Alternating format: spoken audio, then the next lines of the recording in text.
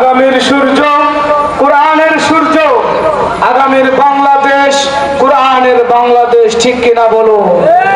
কোন নাস্তিক আর মুরতাদের ষড়যন্ত্র এই বাংলার জমিনে কায়েম হবে না। টেকনাফ থেকে তেতুলিয়া, রূপসা থেকে পাটুরিয়া, সুন্দরবন থেকে বান্দরবন পর্যন্ত এদেশের আকাশে বাতাসে আল্লাহর কোরআনের রাজ কায়েম হবে, ঠিক কিনা বলো?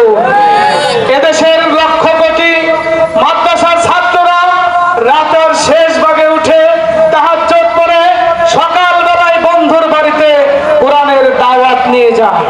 এদেশের বিশ্ববিদ্যালয়গুলো আল্লাহর কোরআনের দুর্জয় ঘাঁটিতে পরিণত হয়েছে, ঠিক কিনা বলুন? এদেশের মাটিতে শহীদের রক্ত পড়েছে, আমরা শাহাদাতের নজরানা পেশ করেছি। আকাশ থেকে যখন বৃষ্টি হয় তখন ওই জমিন ফসলের জন্য উর্বর হয়ে যায়।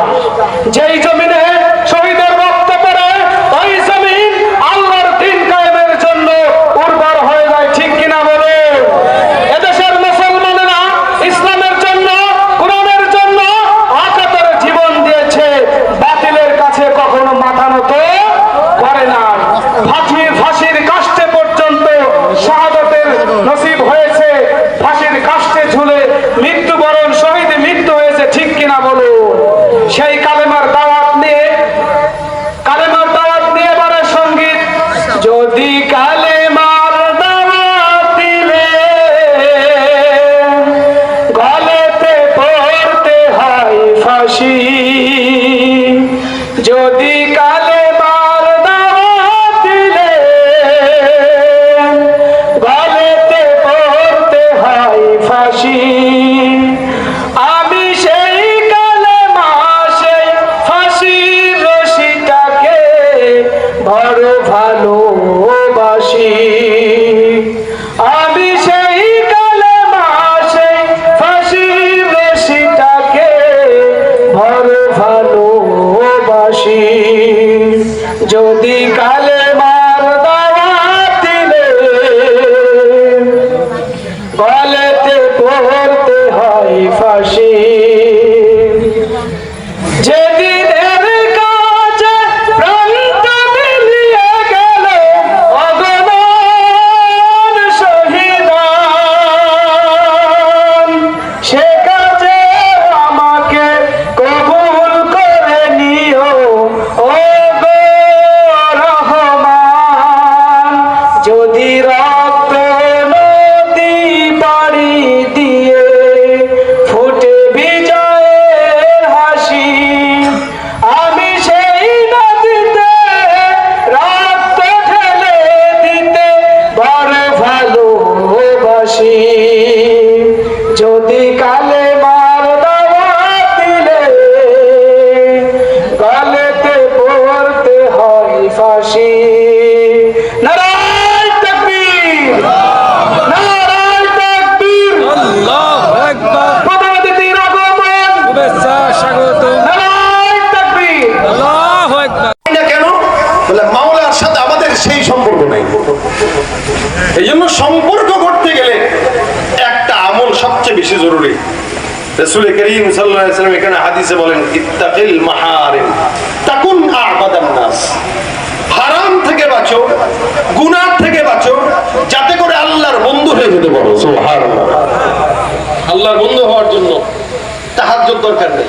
আবারও বলছি, আল্লাহর বন্ধু হওয়ার জন্য, ওলি হওয়ার জন্য তাহাজ্জুদ দরকার নাই, জিকির দরকার নাই, বেশি বেশি দান দরকার নাই, অনেক বেশি সুফিগিরি দরকার নাই। আল্লাহর বন্ধু হওয়ার জন্য সবচাইতে বড় যে জিনিসটা দরকার ওটা হলো গুনাহমুক্ত হায়াত। কি হায়াত বলেন? গুনাহমুক্ত হায়াত। যার গুনাহমুক্ত হায়াত আছে সে সবচাইতে ওলি।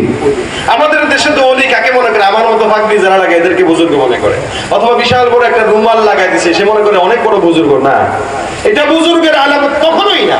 আবার অনেকে মনে করে, না না ভাই, পাগড়ি বললে কি বুজুর্গ হয় নাকি? আমার দাড়ি না থাকলে আমার দিল ঠিক আছে, এগুলো ভণ্ড। কথা বুঝেন না? যে বলে আমি টুপি পাগড়ি পড়তে পারি না, প্যান্ট শার্ট যদিও পরি কিন্তু ওই হুজুর পরিস্থিতিতে ভালো আছি, না না, এটা আরো বড় ভণ্ড। কারণ আল্লাহ পাক বলেছেন, قد أنزلنا عليكم لباسا يواري سوآتكم وريشا ولباس التقوى ذلك خير। পোশাক আল্লাহ পাক দিবেন ঠিক আছে, কিন্তু তাকওয়ার একটা পোশাক আছে, যে এটাই তাকওয়ার পোশাক। আচ্ছা বলেন তো, দাড়ি টুপি পাগড়ি পরে কি বিড়ি টানা যাবে? প্যান্ট শার্ট পরে টানা যাবে। সুতরাং কেউ যদি বলে ভাই প্যান্ট শার্ট পরলে আমি ঠিক আছি, ও ঠিক নাই, ও ভুল পথে আছে, ওইটারে ইস্টাবলিশ করার জন্য সে হুজুরদেরকে খারাপ বানায়, নিজেরা সুফি বানাই দিচ্ছে। তবে এটা মনে রাখবেন, বেশি বেশি তাহাজ্জুদ জিকির আজকার বান্দার বুজুর্গির আলামত, বুজুর্গির সবচেয়ে বড় বুজুর্গ সে যে গুনাহ থেকে বাঁচতে পারে। এখানে রাসূল বলেন গুনাহ থেকে বাঁচো, আল্লাহর ওলি হয়ে যাবা। সুবহানাল্লাহ। হ্যাঁ, ওলাও ফরজান, যদি গুনাহ হয়েই যায়, যদি গুনাহ হয়েই যায়, হবে তো অবশ্যই, আমিও গুনাহগার, আপনারাও গুনাহগার। এখানে এমন কেউ নাই যার গুনাহ নাই। আমরা আরো বেশি গুনাহ করি। একমাত্র নবী, সাহাবী, তাবেঈরা ছাড়া সব বান্দা গুনাহগার। কিন্তু গুনাহ করাটা দোষের না, গুনাহের উপরে অটল থাকাটা দোষের। অনেক বান্দা আছে সারা জিন্দেগি গুনাহ করতেই থাকে, এটা দোষের। আবার কেউ আছে 10 বছর গুনাহ করছে, পরে আলহামদুলিল্লাহ ভালো হয়ে গেছে। এই জন্য গুনাহগার যারা, তাদের জন্য একটা আমল আজকের মাহফিল থেকে যেটা নিয়ে যাবো ইনশাআল্লাহ। ইনশাআল্লাহ বলেন করে ইনশাআল্লাহ।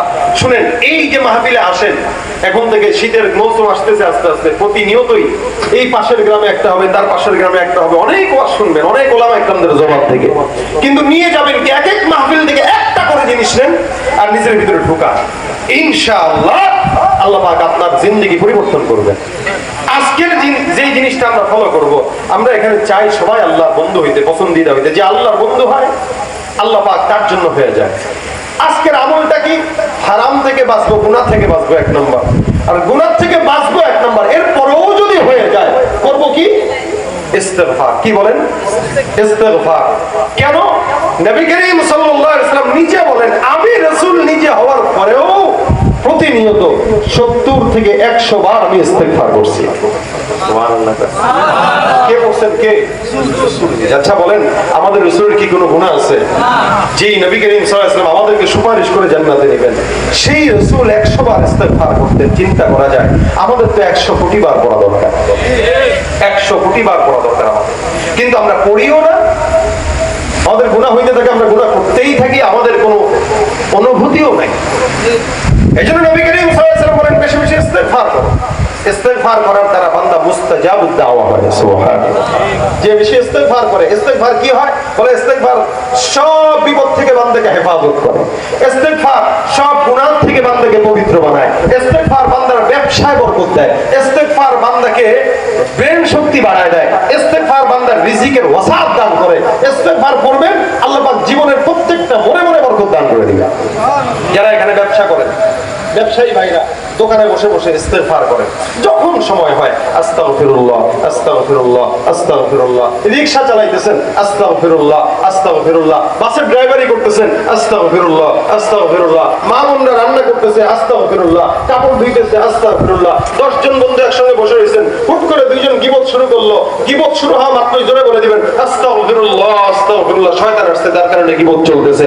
দেখবেন আপনার ইস্তিগফারের কারণে আরো 2 জন ইস্তিগফারের আমলদার হয়ে যাওয়াটা একদম সুযোগ আছে। সুতরাং যখন আপনার পাশে কেউ গুনাহ করে, গীবত করে, শিকায়াত করে, ইস্তিগফার তাকে মনে করায় দেন যে বেশি ইস্তিগফার করবে সে তত গুনাহমুক্ত জিন্দেগি অর্জন করতে পারবে। এই জন্য আজকের এই প্রোগ্রাম থেকে আমরা নিয়ত করব, এখন থেকে নিয়ে বাসায় যাব, প্রতিনিয়ত যখন সময় হয়, যখন সুযোগ হয়, জবানের কাজ নাই, হাতের কাজ আছে, পায়ের কাজ আছে, জবানের একটা মাত্র কাজ থাকবে কি? বলেন বলেন বলেন, আস্তাগফিরুল্লাহ। বলেন আস্তাগফিরুল্লাহ আস্তাগফিরুল্লাহ আস্তাগফিরুল্লাহ। আচ্ছা, সারা দিনও যদি পড়েন জিহ্বা ব্যথা হবে? পেটে ব্যথা হয় না? পেট ব্যথা হয় কিনা? হাতের ব্যথা হয় কিনা? দাঁতের ব্যথা হয় কিনা? নাকের ব্যথা হয়, কানে ব্যথা হয়, চোখ ব্যথা হয়, মাথা ব্যথা হয়, এরপরে পেট ব্যথা হয়, পা ব্যথা হয়, রান ব্যথা হয়, হাত ব্যথা হয়, লেকিন জিহ্বা ব্যথা কোনদিন কি দেখছেন কেউ বলছে ভাই জিহ্বাটা ব্যথা করতেছে?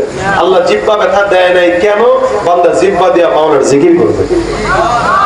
এই কারণে আল্লাহ পাক জিহ্বাকে ব্যথা দেন নাই।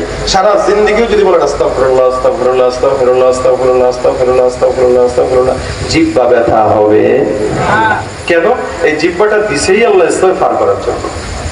এই জন্য আজকে থেকে নিয়ত করেন, বাসায় বিবিকে বলবেন, অভাব যাদের আছে, অভাবগ্রস্ত বান্দারা পড়বেন, ইনশাআল্লাহ ইস্তিগফারের বরকতে রিজিকের ওসাআত হবে। গুনাহ তো প্রতিনিয়ত আমাদের হয়, প্রতিনিয়ত আমাদের গুনাহ হয়ে যায়।